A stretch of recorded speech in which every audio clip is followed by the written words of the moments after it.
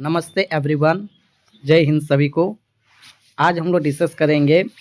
अभी group D का exam चल रहा है, उसमें एनसीईआरटी से रिलेटेड बहुत सारे क्वेश्चन पूछे जा रहे हैं।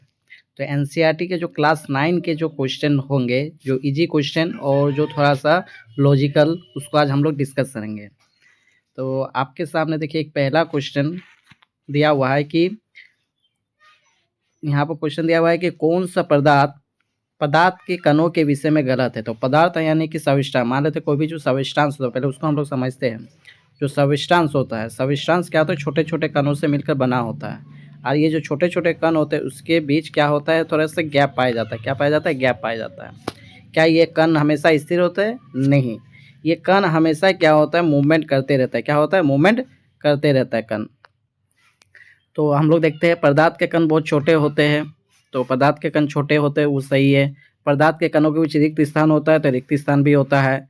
पदार्थ के कण एक दूसरे को आकर्षित करते हैं, तो कोई भी कण है ना, जैसे कोई भी ब्रह्मांड का प्रत्येक कण एक दूसरे को आकर्षित करते हैं, उसमें पदार्थ के कण भी एक दूसरे को क्या करते हैं, आकर्षित करते हैं।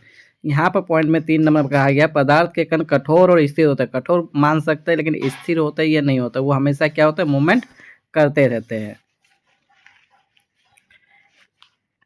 नेक्स्ट में दिया हुआ है कि डैश के कारण समय के साथ नेफ्थलीन की गोली गायब हो जाती है। मतलब नेफ्थलीन क्या होता है, सॉलिड, और गायब हो जाती है यानी कि गैस बन जाती है।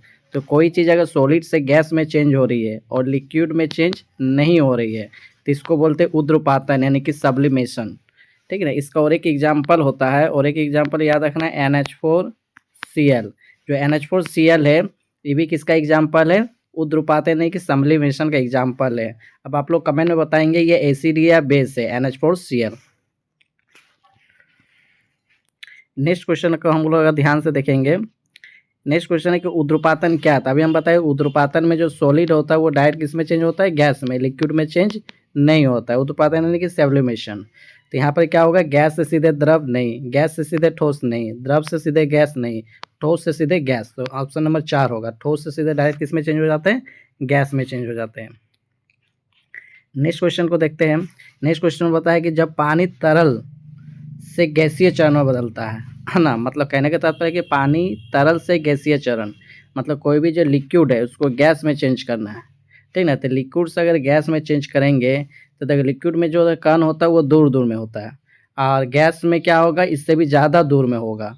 तो जब लिक्विड से गैस में चेंज होगा तो कणों की जो दूरी है वो क्या हो जाएगी, बदल जाएगी।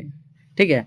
तो कणों का आकार से कोई मतलब नहीं है, संरचना से भी कोई मतलब नहीं है, और कणों का रंग से कोई मतलब नहीं, लेकिन उसके बीच की दूरी क्या होती है, बदल जाते थे। याद रखना, जैसे हम बात करेंगे सॉलिड, लिक्विड, गैस, यहाँ पर कण बहुत सामने होता है, या कण और दूर में होता है, और गैस में जो कण होता है बहुत ज़्यादा दूर होता है। तो कणों की बीच की दूरी सबसे ज़्यादा किस में होती है, गैस में होती है। नेक्स्ट क्वेश्चन में हम लोग देखते हैं। तो नेक्स्ट क्वेश्चन में दिया हुआ है कि गर्मी के दिनों में पानी को ठंडा रखने के लिए आमतौर पर मिट्टी के बर्तन में रखा जाता है। तो देखो कोई भी चीज़ होता है, मिट्टी के बर्तन होता है, उसमें छोटे छोटे छिद्र होते हैं, है ना, छोटे छोटे छिद्र होते हैं। गर्मी में क्या होता है कि ये बाष्पीकरण के द्वारा अपने अंदर की जितना भी ऊष्मा होती है उसको बाहर निकलती है। जैसे बाहर ऊष्मा अगर निकल जाएगी तो अंदर में बचेगा ठंडा, जिसके कारण क्या रहता है, पानी ठंडा रहता है। इसको बोलते हैं बाष्पीकरण। और बाष्पीकरण क्या होता है, एक सतही घटना होती है। क्या होती है, सतही, मतलब हर सतह पर होता है ना, समतल टेम्परेचर में होता है ना, क्वथनांक से कम टेम्परेचर पर बाष्पीकरण को देखा जा सकता है। ठीक है। अब यहाँ पर पूछा गया है कि ठोस को उनके घटक या कणों के व्यवस्था में किस वर्गीकृत में बांटा गया, यानी कि ठोस को 2 भाग में बांटा जाता है। एक तो ठोस होता है क्रिस्टलीय, और एक होता है अनाकार। अनाकार को कहा जाता है एमोर्फस। जैसे कि बात करेंगे स्टील, बहुत ज़्यादा कठोर होता है, जो बहुत ज़्यादा कठोर होगा वो होगा क्रिस्टलीय। जैसे कि रबर ज़्यादा कठोर नहीं होता है, मुलायम होता है, उसको अनाकार बोलते हैं, इसका आकार फिक्स नहीं होता है, इसको बोलते हैं एमोर्फस। तो इस प्रकार से ठोस को 2 भाग बांटा गया है, क्रिस्टलीय और अनाकार। क्रिस्टलीय का एग्जाम्पल जैसे हो जाएगा NaCl, है ना, उसका फिक्स, जिसका जो शेप होता है फिक्स होता है। रबर का शेप फिक्स नहीं होता, तो उसको बोलते हैं अनाकार यानी कि एमोर्फस। नेक्स्ट में देखेंगे बाष्पीकरण। अभी हम बात कीजिए, बाष्पीकरण जो होता है एक सतही घटना होती है। ठीक है ना। बाष्पीकरण का मतलब होता है कि उससे पानी निकलना, कितना जल्दी पानी निकल रहा है। तो पानी निकलने के लिए हमें क्या क्या चाहिए? देखो पानी जितना अगर वेग ज़्यादा होगा, अगर मान लेते हवा ज़्यादा बह रहा है, तो हवा ज़्यादा बह रहा है तो किसी भी सतह से पानी जल्दी निकलेगा, यानी कि पवन का वेग बढ़ने से बाष्पीकरण क्या होगा? बढ़ेगा। सतही क्षेत्र को जितना फैलाएंगे उसको ज़्यादा ऊष्मा मिलेगी और ज़्यादा वहाँ से ज़्यादा पानी निकलेगी, यानी कि सतह क्षेत्र बढ़ाने से, सरफेस एरिया बढ़ाने से भी बाष्पीकरण क्या होता है? इंक्रीज होती है। अब आर्द्रता का मतलब नमी, यानी कि वातावरण में पानी है, और अगर वातावरण में ऑलरेडी पानी है तो ये जल्दी से पानी नहीं निकालेगा। इसका मतलब अगर आर्द्रता क्या होगा? अगर ज़्यादा होगा तो बाष्पीकरण क्या होगा? कम होगा, यानी कि वो पवन के वेग, सतही क्षेत्र और वायु की आर्द्रता तीनों पर डिपेंड करेगा, रंग से उसका कोई मतलब नहीं होता है। नेक्स्ट क्वेश्चन में है कि गैस को लिक्विड में चेंज करना। अभी बताए थे लिक्विड में जो कण होता है वो दूर दूर में होता है ना, उससे भी ज़्यादा दूर में होता है गैस में, यानी गैस में जो कणों की दूरी होती है वो क्या होती है? ज़्यादा होती है। अब यहाँ पर है गैस को लिक्विड में चेंज करना है, यानी कि कण को जो है सामने लाना है, उसके जो पार्टिकल्स का जो डिस्टेंस होता है उसको सामने लाना है। तो सामने लाने के लिए हम लोग को क्या करना पड़ेगा? प्रेशर इंक्रीज करना पड़ेगा। प्रेशर इंक्रीज करेंगे तो कण क्या होगा? सामने में होगा। और तापमान, टेम्परेचर को घटाना होगा। ठीक है, तो जब भी गैस को अगर तरल में चेंज करना है तो दबाव लगाना होगा, यानी कि प्रेशर लगाना होगा, और तापमान को क्या करना पड़ेगा? कम करना पड़ेगा, तभी कण क्या होगा? सामने में होगा। नेक्स्ट क्वेश्चन है निम्नलिखित भौतिक परिवर्तन को उदाहरण है। भौतिक परिवर्तन मतलब जिसको दोबारा प्राप्त कर सकते हैं, जैसे कि आइस हो गया, आइस से हम लोग वाटर, है ना, तो आइस से वाटर साइज दोबारा प्राप्त कर पा रहे हैं तो भौतिक परिवर्तन है। दोबारा प्राप्त नहीं कर पा रहे हैं तो वो रासायनिक परिवर्तन है, जैसे कि दूध से दही। तो मोमबत्ती का पिघलने से फिर मोमी बन जाता है। जल में लवण का घुलेगा, फिर उसको अगर गर्म करेंगे तो फिर से वो लवण प्राप्त हो जाएगा, जल प्राप्त हो जाएगा। लकड़ी का टुकड़े में काटने के बाद फिर से वो लकड़ी भी मिलता है। प्रकाश संश्लेषण में जो होता है एक रासायनिक अभिक्रिया होता है, ये एक बार प्रोसेस हो जाने के बाद दोबारा हम लोग प्राप्त नहीं कर सकते हैं। तो आंसर हो जाएगा ऑप्शन नंबर 3। नेक्स्ट क्वेश्चन है, यहाँ पर पूछा गया है द्रव्यमान प्रतिशत। द्रव्यमान प्रतिशत कैसे निकालते हैं? तो द्रव्यमान प्रतिशत निकालते हैं, हम लोग लिखेंगे ऊपर में सोल्यूट, नीचे में लिखेंगे सॉल्यूशन का मास इंटू 100। ठीक है, तो यहाँ पर हम लोग सोल्यूट लिखेंगे ऊपर में, तो ऊपर में देखो यहाँ पर दिया हुआ 50 ग्राम चीनी, तो ये सोल्यूट हो गया। और ऊपर में हमको लेना है सॉल्यूशन वाला, तो सॉल्यूशन टोटल कितना है? 50 ग्राम चीनी और 350 ग्राम जल, यानी कि टोटल हो गया 400, और इंटू क्या कर देंगे? 100। इसको सॉल्व करेंगे, जो आंसर होगा वही क्या होगा? द्रव्यमान प्रतिशत होगा। तो फिर द्रव्यमान प्रतिशत को इतना याद रखना कि इसमें हम लोग ऊपर में क्या लेते हैं? ऊपर में लेते हैं कम वाला, यानी कि सोल्यूट वाला, ऊपर नीचे में लेते हैं पूरा टोटल इंटू 100। तो जब भी द्रव्यमान प्रतिशत आएगा तो यही वाला चीज़ अप्लाई करना है। नेक्स्ट क्वेश्चन देखते हैं। नेक्स्ट क्वेश्चन दिया कोलाइड।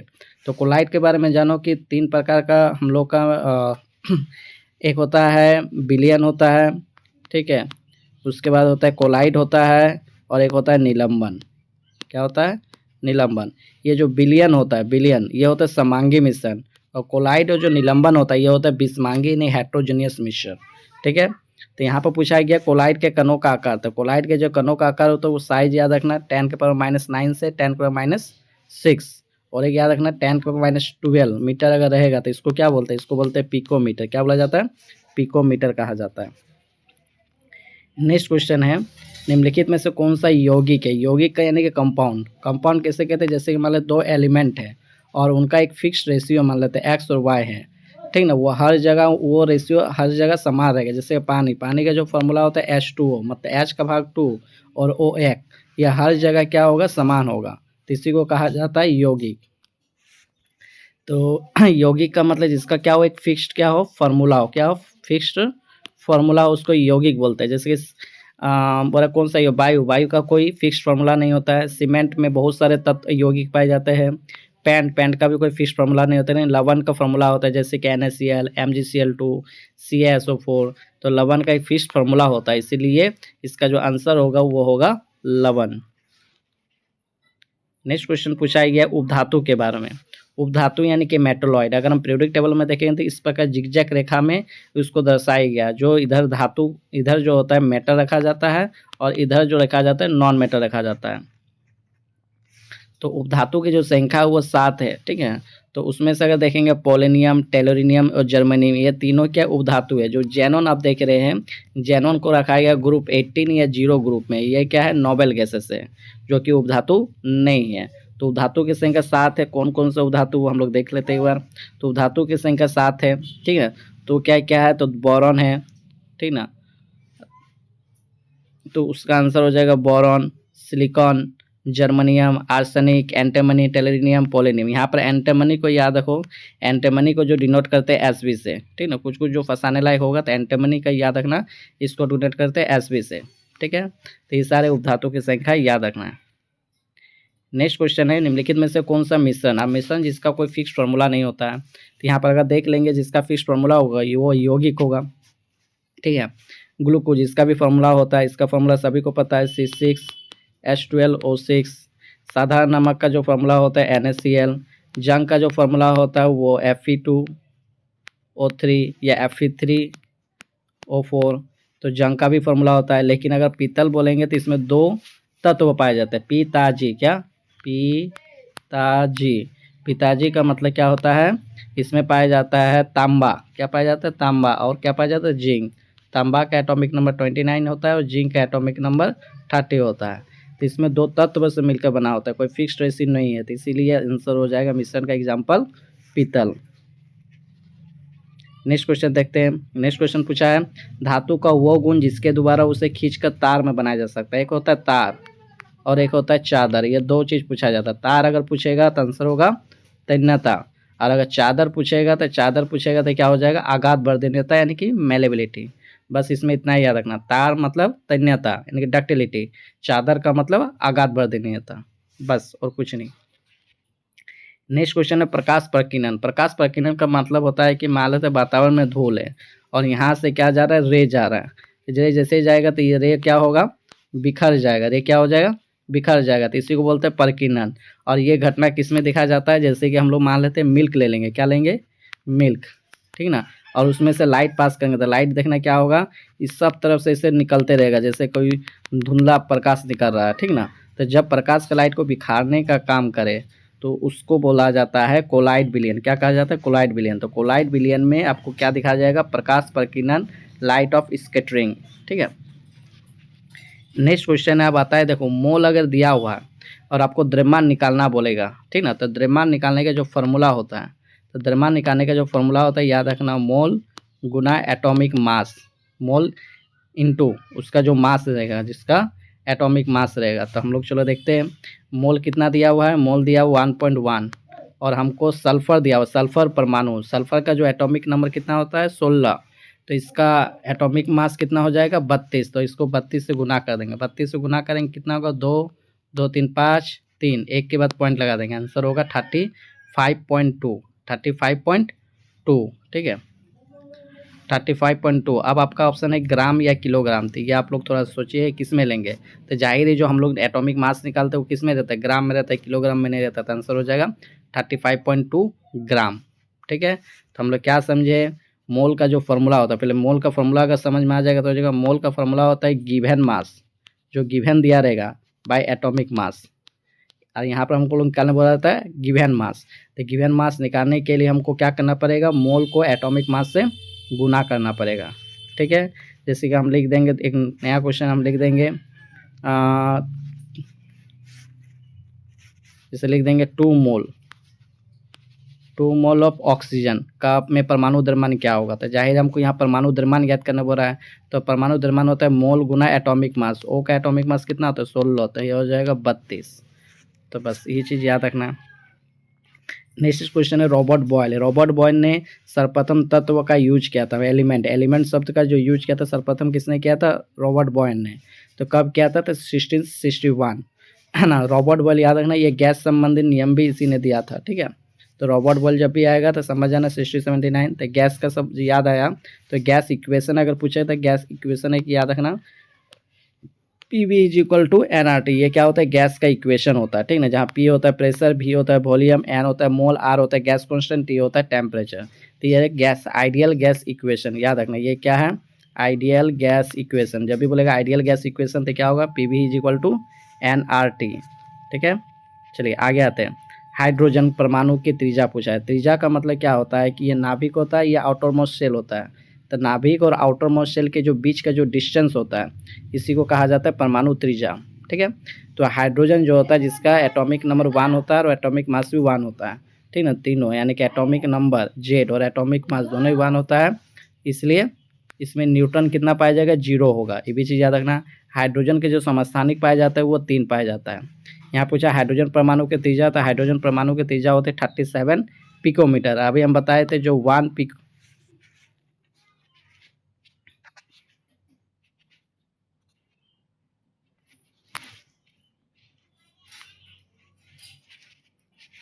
एक सेकेंड,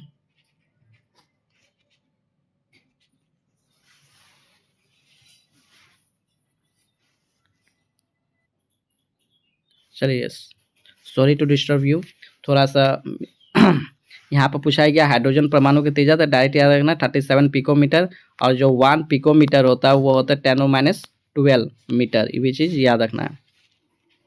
नेक्स्ट क्वेश्चन पूछा गया एल्युमिनियम सल्फेट। ठीक है, ये एल्युमिनियम सल्फेट का क्या होता है, फॉर्मूला होता है। ठीक है, क्यों, क्योंकि एल्युमिनियम का जो होता है 3 और सल्फेट का मतलब होता है SO4 है, इसका क्या होता है 2, और आपस में क्या करना है, मल्टीप्लाई कर देना है, तो Al2SO4 तो ये हो गया एल्युमिनियम सल्फेट का फॉर्मूला। ठीक ना, आपका एक होमवर्क है कैल्शियम फॉस्फेट का फॉर्मूला क्या होगा। तो ये सारी चीज़ हम लोगों ने डिस्कस कर लिया। ठीक ना, लास्ट में ये चीज़ याद रखना, अभी जो ग्रुप डी का जो एग्ज़ाम हो रहा है इसमें आपको NCERT क्लास 9 और 10 का देख लेना है। टेक्स्ट बुक में थोड़ा सा जितना भी बूस्टर एक सीरीज आता है साइंस का उसमें से देख लेना है। ठीक है, ये सारे क्वेश्चन टेक्स्ट बुक से उठाया गया है।